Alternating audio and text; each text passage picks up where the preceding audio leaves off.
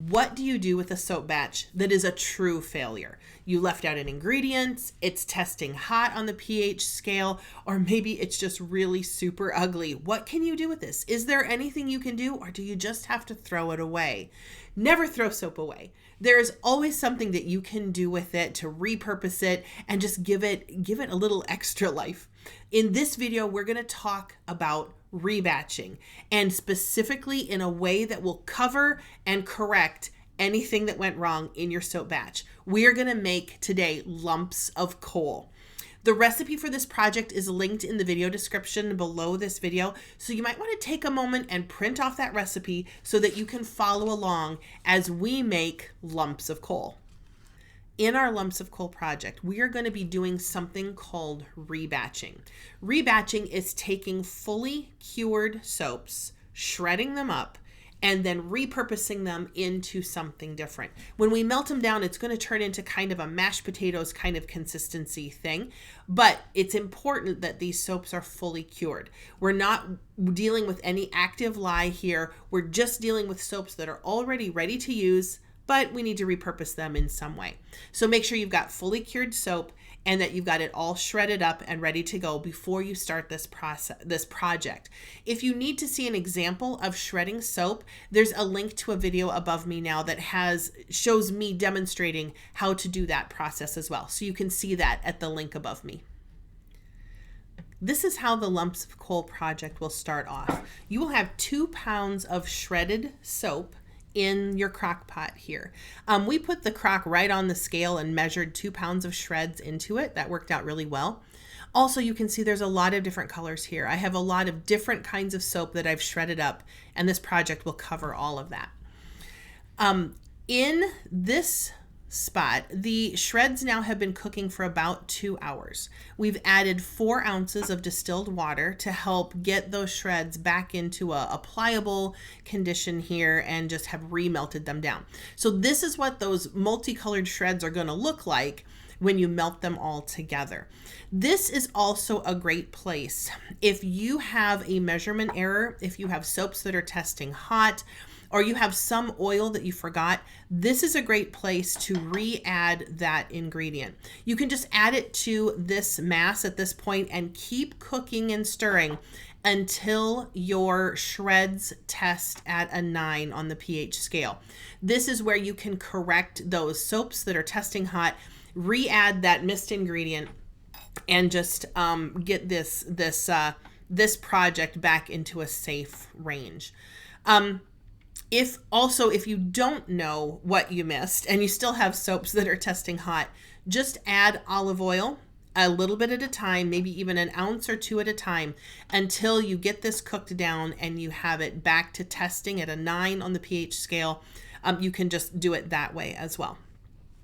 Now, in this part of the project, I'm starting to add the activated charcoal. I'm adding it 1 teaspoon at a time to start to cover the other colors and this kind of grayish weird color that the shreds have turned into. The activated charcoal is going to cover all of that really nicely. I also added the fragrance now. The additional fragrance is going to cover whatever fragrance was in the shreds before. So this will give this soap, the lumps of coal, a uniform look and color that just covers up whatever was in the shreds, whatever went wrong before, and we're going to get that covered up. Now, add the activated charcoal 1 teaspoon at a time, and you will figure out how much you need there. Know that what I'm going to do here is 3 teaspoons of activated charcoal, but add it 1 teaspoon at a time and only add as much as you need to cover the colors in the shreds and to get the look that you're looking for, but don't go more than that. The charcoal is going to produce a gray lather with this soap. So you might want to warn your people, let them know that is normal. Activated charcoal is a great additive to soap making, and it's great for detoxing. But if you add too much, that lather is going to get more and more gray, and it's just not ideal. In the next little bit here, once you get the soap batter to that kind of consistency, at that point, I believe we had added 6 ounces of distilled water total. You don't want, in the recipe, you'll see it says 6 to 8. You can add a little bit more. If you're having a hard time stirring it or it's just not coming together well, feel free to add that extra couple ounces of distilled water, but you don't want to go over 8. If you go with more than 8 ounces of water, it will start to be soupy and it will be very hard to form your lumps of coal in this step that I'm preparing for here now. So this it starts to look like drop cookies. If you've ever made drop cookies, where you take a spoonful of what you're working with and just kind of plop it on some wax paper here. I'm using the spatula to help push it out. That's helpful. This is going to be this is going to be a very different soap forming technique than maybe you have done before. We're not going to be able to pour this at all. We're just going to form it on the wax paper. Now, if you were doing some other kind of rebatching, you might be able to pack this into a silicone mold. If you have individual bar molds, that can work as well. But for our lumps of coal, this drop cookie technique is going to work out really well. Now, I have a latex glove on one hand. If you remember, all of these soap shreds are cured.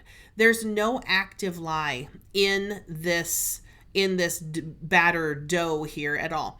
So I don't have to worry about wearing my eye covering, my goggles. I don't have to worry about a dust mask. I'm not even wearing the heavy rubber gloves. None of that really matters here because all of that curing has already happened. There is no active lye to worry about here. So I just have this one glove just to kind of keep my hands from being covered in charcoal, and the dough is a little warm. So just a little bit of protection there as I'm working with this mashed potatoes consistency new soap batter. So the size of these blobs is kind of up to you. I like the larger ones. I feel like it feels a little bit more like what I think a coal blob would, the size that it would be. But the small ones are fun too. So the size is up to you. You can choose the size spoon you want to use to get the size coal blob you would like to have. Now, once you get your blobs all put on the wax paper, now it's time to start shaping them. And this feels a little bit like chunky Play-Doh, but you're just going to take each blob and form it into whatever you feel like a coal-like look would be. Coal is not going to be smooth and it's not going to be smooth anyway. So having this rougher texture with the rebatch soap really helps to just get that coal kind of look together. These will harden quickly as they cool. So the minute you get it out of the crock pot, it is going to start hardening on you.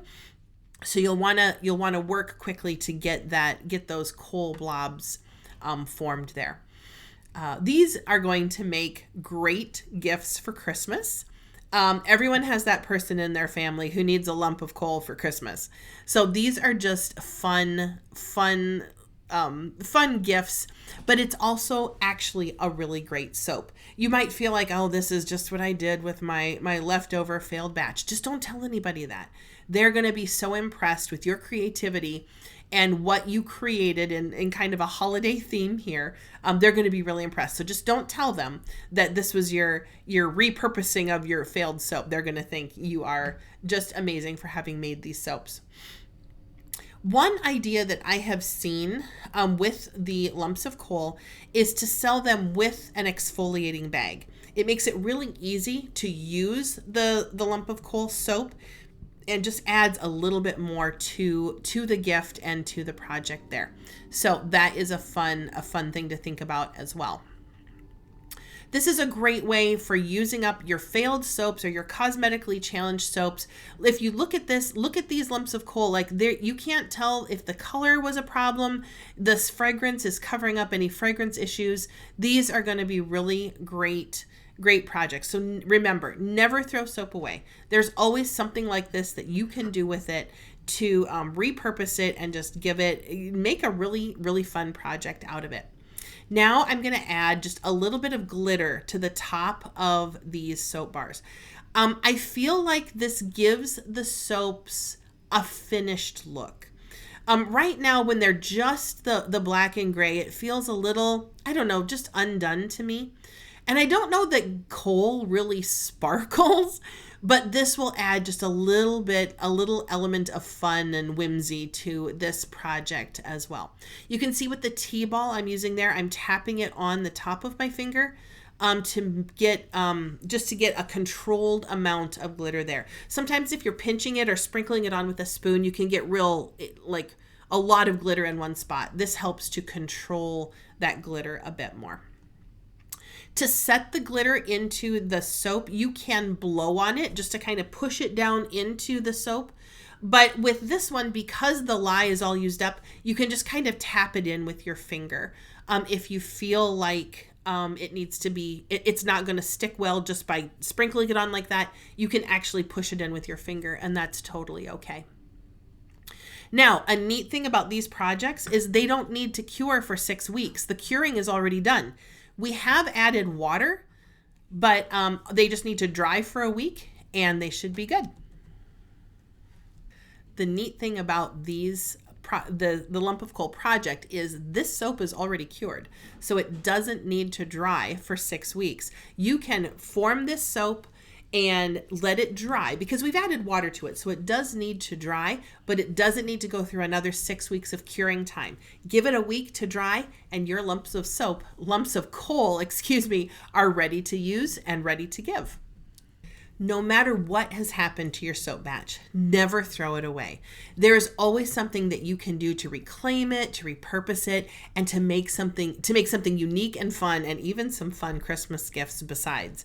Maybe you already have an idea of who on your gift giving list should be getting a lump of coal this year for Christmas. Totally normal, totally fine. And this project gives you a great way to take those soap batches that are maybe frustrating you, they're sitting on your shelf, you don't know what to do with them, you can absolutely use them in this project to create something fun and unique and some great Christmas gifts besides. In our next video, I'm going to give you one more idea on how to reclaim your failed soap batch. This idea is for soaps that are testing fine on the pH scale, but just are super ugly. Maybe they have like a physical defect. Maybe there's a notch out of them, or the corner didn't unmold very well. Or maybe these are ones where the color just completely didn't work out for whatever reason. In this project, we are going to cover all of that ugliness while we make a very popular soap at Big Red Barn, felted soap. So join me in our next video as we tackle this really fun project. I'll see you there.